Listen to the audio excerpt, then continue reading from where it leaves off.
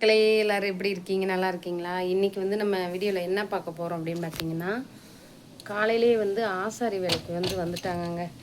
கதவெல்லாம் பார்த்திங்கன்னா தாப்பா போட முடியாமல் இருந்துச்சு. இங்கே ரூம்லேயுமே சரி, எங்கடா அது, ரூம்லேயும் கொஞ்சம் சரி பண்ணி கொடுத்துருக்காங்க. இந்த பாருங்க, இந்த இடத்தெல்லாம் நல்லா தேய்ச்சி தாப்பா போடுற மாதிரி. அதே மாதிரி மெயின் கதவுலேயுமே இன்றைக்கி ஃபுல்லாக ஆசாரி வேலை பார்த்து கொடுத்துருக்காங்க. இது இல்லாமல் நேற்று வந்து பாத்ரூமில் நேற்று தான் வந்து பெயிண்ட் அடித்தாங்க. பாருங்க, இந்த இடமெல்லாம் பெயிண்ட் அடித்தாங்க நேற்று தான் வந்து. அந்த ஒரு ப்ரெஷ் இருக்கு பாருங்க, அது வந்து எதுக்கெலாம் க்ளீன் பண்ணலான்ட்டு நேற்று நிறைய பேர் கமெண்டில் சொன்னீங்க. பாப்பா தூங்குது, எந்திரிச்சிரும், அதனால் கதவை மூடிக்கிட்டு பேசுவோமா? பாப்பாவை பார்க்குறீங்களா?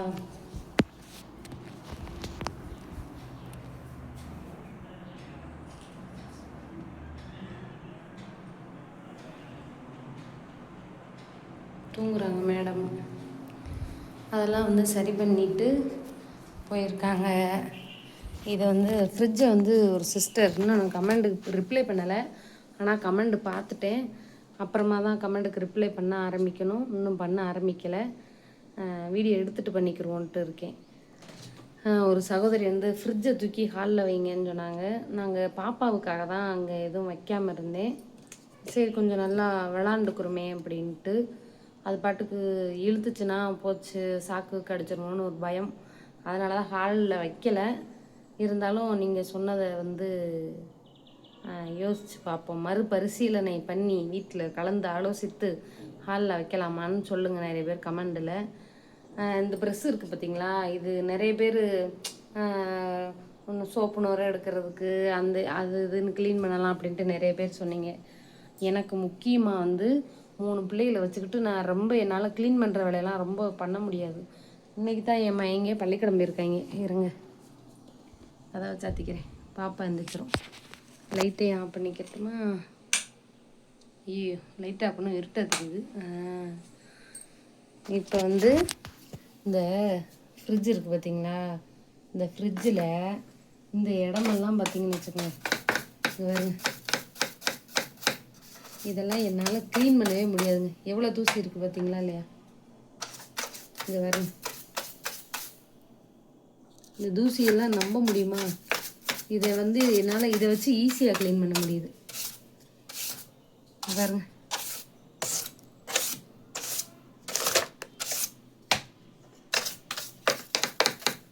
ஃப்ரிட்ஜில் உள்ள பொருளை எடுத்துகிட்டு க்ளீன் பண்ணுங்கன்னு நீங்கள் சொல்லலாம்.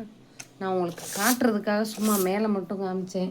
பாருங்க, எனக்கு ரொம்ப யூஸ்ஃபுல்லாக இருக்குதுங்க. இது 30 ரூபா தான். இதுவும் நிறைய பேர் மீஷோ அது இதுன்னு மீஷோ, ஃப்ளிப்கார்டு, அமேசான்ட்டு ஆயிரக்கணக்கில் போட்டு வாங்குறீங்க.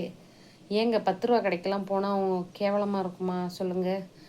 நம்மளை மாதிரி மிடில் கிளாஸ் ஃபேமிலி 10 ரூபா கடைக்கு போனோம் அப்படின்னா, 10 ரூபான்னு சொல்கிறோம், 10 ரூபா பொருள் மட்டும் அங்கே இல்லை, அங்கே பொருள்லாம் இருக்குது. ஆனால் இந்த ப்ரெஸ்ஸு, அந்த முறம் காமிச்சனில் வீடியோவில் அங்கே பாருங்கள், பார்க்காதவங்களுக்கு மறுபடியும் காட்டுறேன். அந்த தொங்குது பாருங்க பச்சை கலர் முறம், இது 2 சேர்ந்து செட்டாக 30 ரூபா தாங்க. 30 ரூபாங்கும்போது நம்ம அன்றாட ஒரு சும்மா எதாவது வாங்குகிற காசு மாதிரி தான். நான் வந்து அப்பப்போ காசெல்லாம் சேர்த்து வச்சுக்கிறேங்க. சில்லறையெல்லாம் எங்கள் வீட்டுக்காரர் கொடுப்பார் பார்த்தீங்களா, 5 ரூபா 10 ரூபா ஏதாவது சாமான் வாங்க போனால் அதையெல்லாம் சேர்த்து நான் வச்சுருப்பேன். காட்டவா உங்களுக்கு? இப்போ நான் வீடு மாற்றி வரும்போது நிறைய அங்கே செலவுக்கு தேவைப்பட்டுச்சு. அப்படிங்கும்போது நான் எங்கள் வீட்டுக்காருக்கு அந்த காசெல்லாம் கொடுத்தேன். அதில் ரொம்பலாம் இருக்காதுங்க, ஒரு 200 300 தான் சில்லறையாக இருக்கும். அதுகளை வந்து நான் என்ன செய்வேன்னா, ஏதாவது இந்த இப்படி கும்பகோணம் என்னைக்காவது கடைக்கு போனோம்னா இந்த டப்பாவுக்குள்ளே நான் சில்லறையெல்லாம் எங்கே பாருங்கள், இப்போ இந்த சாமிக்கிட்ட வச்சுருக்காரா, எங்கேயாவது கடைக்கு போயிட்டு வந்தால் இந்த மாதிரி சில்லறையெல்லாம் போட்டு வச்சுருவார். நான் என்ன செய்வேன், இந்த சில்லறையெல்லாம் எடுத்து சிறுவாடு சேர்த்து வச்சுக்கிடுவேன். திறக்க முடியல, ஒரு நிமிஷம் இருங்க. இங்கே பார்த்தீங்களா, இது நிறைய ஒரு 1/2 டப்பா சேர்த்து வச்சுருந்தேங்க. காசு 1/2 டப்பா சேர்த்து வச்சுருந்தேன். எங்கள் வீட்டுக்காரர் வீடு மாற்றுற அந்த டயத்தில் வந்து நிறையா ஏதாவது சாமான் வாங்கணும், அது வாங்கணும், இது வாங்கணுன்ட்டு எடுத்துகிட்டு போயிட்டார். இதை நீங்கள் சாமிக்கிட்டேயே வைக்கலாமேன்னு சொல்லலாம். எங்கள் வீட்டில் உள்ளவங்க வைக்க விட மாட்டாங்க.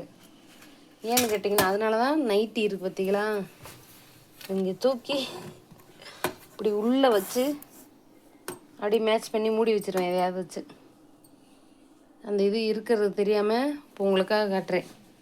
மூடி வச்சுருவேன். வச்சுட்டோன்னு வச்சுக்கோங்களேன், நம்ம காசு சேர்த்து வைக்கிற இடமே தெரியாது.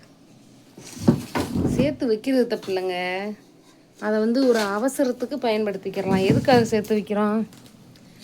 நாளப்பினா ஏதாவது ஒரு ஆத்திரம் அவசரம் அப்படின்னு வேணுங்கும் போது நம்ம சேர்த்து வைக்கிறத பயன்படுத்திக்கலாம். சும்மா சும்மா அதிலேயே எடுத்தாங்கன்னா நமக்கு சேர்த்து வைக்கிற ஆசையே இல்லாமல் போயிடும் இல்லையா? அதுக்காக தான். இங்கேயும் வந்து இந்த ஜன்னல் கதவெல்லாம் உடஞ்சிருந்துச்சு. இந்த இருக்குது பார்த்தீங்களா, இந்த ஜன்னல் கதவு உடஞ்சிருந்துச்சு. இது வந்து என்னமோ பண்ணி சரி பண்ணியிருக்காங்க. இன்னும் வந்து எலக்ட்ரீஷியன் வேலை மட்டும் கொஞ்சம் இருக்குது. இன்றைக்கி இதனாலே எங்கள் வீட்டுக்காரர் வியாபாரத்துக்கு போகிறது கெட்டு போச்சு. ஏன்னா பிள்ளைகளை வந்து 8:30 மணிக்கு வேன் வந்துடும்னு ஆயம்மா ஃபோன் பண்ணாங்க.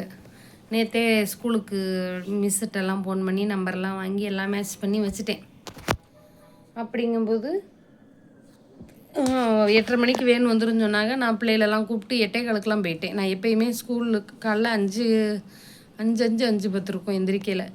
எந்திரிச்சு சாப்பாடெல்லாம் செஞ்சு வச்சுட்டு குளிச்சுட்டு பிள்ளைகளுக்கு சுடு தண்ணி போட்டு பிள்ளைகளையும் குளிக்க வச்சுட்டு எல்லா வேலையும் முடித்து கரெக்டாக 8 மணிக்கு எங்கள் வீட்டுக்காருக்கு பிள்ளைகளுக்கெல்லாம் சாப்பாடு கொடுத்துட்டு கரெக்டாக 8:15 கிளம்பிட்டேன். வீட்டு ஓனர்மா வந்துட்டாங்க. வந்து இந்த ஆசாரி வேலையெல்லாம் பார்க்கணும், கதவை திறந்து வைங்கன்னு சொல்லவும் வேறு நம்ம கதவை திறந்து போட்டு போக முடியாதுல்ல. சரி, அப்போ எங்கள் வீட்டுக்காரர் நான் இருக்கேன், நீ போய் பிள்ளைகளை விட்டுட்டு வந்துட்டார். நான் போய் பிள்ளைகளை விட்டுட்டு வீட்டுக்கு வர மணி 9 மணி ஆயிடுச்சு. முந்தி வீட்டுக்கு பக்கத்தில் ஏற்றி விடுவேன்ல, இப்போ அப்படி கிடையாது. நான் கொஞ்சம் தூரம் நடந்து போகணும். ஒரு 10 நிமிஷம் ஆகும் நான் நடந்து போகவே. போய் விட்டுட்டு நான் நடந்து வர 10 நிமிஷம் ஆயிடுச்சு. வந்ததுக்கப்புறம் எங்கள் வீட்டுக்காரர் கிளம்பி போனார். வியாபாரத்துக்கு போயிருக்காரா என்னன்னு தெரியல, பார்ப்போம். போகலை, இங்கே இருக்கேன்னு சொன்னார். அப்புறம் நான் போகிறேன்னு சொன்னார், என்னன்னு தெரியல. இப்போ வந்து நான் சோறாக்கணும். சோறாக்கிட்டு நான் சாப்பிட்டுட்டு பாப்பா கொஞ்சம் ஊட்டி விட்டுட்டு ஏதாவது குழம்பு வச்சு வைக்கணும். பயக வந்து 4:30 மணிக்கு 4 மணிக்கெலாம் வந்துடுவாங்கல்ல, 4 மணிக்கு வந்துடுவாங்க. நம்ம வந்ததுக்கப்புறம் வரும்போதே சோறுன்னு வருவாங்க. அவங்களுக்கு சாப்பாடை கொடுக்கணும். இப்படி தாங்க என் பொழுது ஓடுது. காசை சேர்த்து வைங்க முடிஞ்ச அளவு. அத்தனை அவசரத்துக்கு கடன்லாம் கேட்டோம்னா யாரும் தரமாட்டாங்க. சொல்கிறேன், சும்மா எதுக்கு எடுத்தாலும் ஒருத்தர் நம்ம தொல்லை பண்ணக்கூடாது. ஒரு ஆத்திரம் அவசரங்கும்போது நம்ம யார்கிட்ட கேட்டுக்கலாம், தப்பு இல்லை. நாங்கள் யார்கிட்டையும் கேட்க மாட்டோம். நம்ம கையில் 5-10 வச்சுக்கிறணுமேன்ட்டு எப்பயுமே நான் பெரிய தொகையை சொல்லலைங்க. ஒரு 100 ரூபா 200 இப்போ எங்கள் வீட்டுக்காரர் இல்லை வியாபாரத்துக்கு போயிட்டார் அப்படின்னா, ஒரு கீரை வருது, சாமிக்கு பூ வாங்கணும் அப்படின்னா நம்ம வச்சுருக்க காசுலேருந்து 5-10 எடுத்து வாங்கிக்கலாம்ல. அதுக்குத்தான் சொல்கிறேன். அந்த 5-10 கூட நம்ம பக்கத்து வீட்டில் போய் கேட்க முடியாதுல்ல. கேட்கலாம், தப்பு இல்லை. ஆனால் ஓயாமல் கேட்கக்கூடாது இல்லையா? நான் அதை பழக்கப்படுத்த மாட்டேன். முடிஞ்சளவு நம்ம கையில் இருந்து வாங்கிக்கிறணும், அதுதான் நமக்கு மரியாதை. இதை இப்படித்தான் நான் பழகியிருக்கேன். நீங்கள் எப்படிங்கிறதையும் கமெண்டில் சொல்லுங்கள். வேறு என்னங்க இன்றைக்கி முக்கியமானது? வேறு ஒன்றும் இல்லைங்க. ஒரு நம்ம சப்ஸ்கிரைபர் வந்து ஏன் 8 நிமிஷத்துக்கு மேலே பேச மாட்டேங்கிறீங்க, 8 நிமிஷம் பேசுவீங்களான்னு தான் கேட்டாங்க. என் சேனல் 8 நிமிஷம் பேசுனா தாங்க ஓடுது. 8 நிமிஷத்துக்கு மேலே பேசுனா போக மாட்டேங்குது. இன்றைக்கி உங்களுக்காக நான் டெஸ்ட்டுக்காக வேணால் 9 நிமிஷம் வரைக்கும் பேசி காட்டுறேன், பார்க்குறீங்களா? சரி, இப்போ முக்கியமான 2 விஷயம் சொல்கிறேன். எங்கள் வீட்டில் ஆற்றுல தண்ணி எங்கே போகுதுன்னு சொன்னீங்கல்ல, அந்த இருக்கு பாருங்க வீடு, இந்த வீட்டுக்கு பின்னாடி தான் ஆறு ஓடுது, காவிரி ஆறு. இது வீட்டுக்கு பின்னாடி முன்னாடி இருந்தும் பார்க்கலாம், ஆனால் கொஞ்சம் தெரியாது. நான் வந்து வீடியோ எடுக்கிறது வைக்கிறது யாருக்கும் தெரியக்கூடாது அப்படிங்கிறதுக்காக வீட்டுக்குள்ளேயே உட்காந்து வீடியோ எடுக்கிறேன். ஏன்னா பப்ளிசிட்டி ஆகிட்டா செல்ஃபி எடுக்க வருவாங்களே. உன் முகரக்கட்டைக்கு செல்ஃபி ஒன்றுங்கிறீங்களா? அப்படி இல்லை, சும்மா சொன்னேன். வேண்டாங்க, நம்ம யூடியூப்பருங்க தெரிஞ்சால் நமக்கு வந்து அந்த சுதந்திரம் வந்து பறி போயிடும். உண்மையாகவே எங்கள் வீட்டுக்காரர் என்னையால் ரொம்ப சிரமப்பட்டுருக்காரு பாவம். வந்து ஆமாம், வீடு மாற்றி வந்திருக்கோம், இருக்கிற இடத்துல அமைதியாக இருக்கணும் இல்லையா? ஆமாம், நம்ம யாருங்கிற விஷயம் நமக்கு வெளியில் தெரிகிற வரைக்கும் நமக்கு வந்து மதிப்பு மரியாதை என்ன ஊர் உலகமே பார்க்குது. ஆனால் அக்கம் பக்கத்தில் உள்ளவர்களுக்கு தெரியாதான்னு கேட்குறீங்களா? தெரியாதுங்க. யூடியூப் வந்து சொல்ல முடியாது, வைரலாகி போனாலும் போனது தான். அது வரைக்கும் நம்ம அவங்களா பார்த்தா பிரச்சனை இல்லை, அது வரைக்கும் நம்ம வெளியில் காட்டிக்க வேணாம் இல்லையா? அதுதான். இன்னொன்று, குரங்கு வந்துடுதுங்க சாயந்தரமானா, பிள்ளையெல்லாம் தூக்கிட்டு போயிருமா சொல்கிறாங்க அக்கம் பக்கத்தில். பிள்ளையெல்லாம் வெளில விட்டுறாதம்மா, பிள்ளைய தூக்கிட்டு போயிடும் குரங்கு. அதுக்கு பயந்துக்கிட்டே கதவை பூட்டியே வச்சுருக்கேங்க. வேறு என்ன செய்கிறது? ஆமாம். என்ன இங்கே கடை கண்ணி கொஞ்சம் பக்கத்தில் இல்லை, கொஞ்சம் இந்த சின்ன கடை மாதிரி இருக்குது. பெரிய கடைனா கொஞ்சம் இந்த 10 நிமிஷம் சொன்னேன்ல, பசங்களை வேணேற்றி விட்றேன்ல, அங்கே போகணும். நான் எங்கேயும் அவ்வளோவா போக மாட்டேங்க, வீட்டிலேயே தான் இருப்பேன். எதாக இருந்தாலும் எங்கள் வீட்டுக்கார்ட்ட சொல்லுவேன், நைட்டே வாங்கி கொடுத்துருவாரு. இங்கே வந்ததுலேருந்து சொல்கிறேன், அங்கே நான் தைரியசாலி, நான் பாட்டுக்கு புகுந்து தாராசுரமே எங்கெங்கே போகணுமோ சேலையை மட்டும் கட்டிட்டு போயிட்டு வந்துடுவேன். பாப்பா பிறந்ததுக்கப்புறம் என்னால் எங்கேயும் போக முடியல, அப்படியே அடக்கி வாசிக்கிட்டு இருக்கேன். ஏன்னா எனக்கு கால் வலி வேறு, ஜவ்வு வீக்கம் வந்துருச்சா, அதனால் நம்ம உண்டு நம்ம வேலை உண்டுன்னு அடக்கி வாசிச்சுக்கிட்டு அப்படியே போய்கிட்டு இருக்கேன். இப்படியே வண்டி எப்படி போகுதோ அந்த தூரத்தை அப்படியே ஓட்டிகிட்டு போயிடணும். 11 நிமிஷம் ஆயிடுச்சு. இன்றைக்கி இந்த வீடியோ போகாது, வேணால் பாருங்களேன். பாய்ங்க, வச்சுட்டுங்களா? லைக் பண்ணுங்கள், சப்ஸ்கிரைப் பண்ணுங்கள். புதுசாக பார்க்குறவங்க ஹைபு பட்டன் எனக்கு வரமாட்டிக்கு, உங்களுக்கு வந்தால் சொல்லுங்கள். ஏன் வரமாட்டிக்குன்னு தெரியல. பாய்.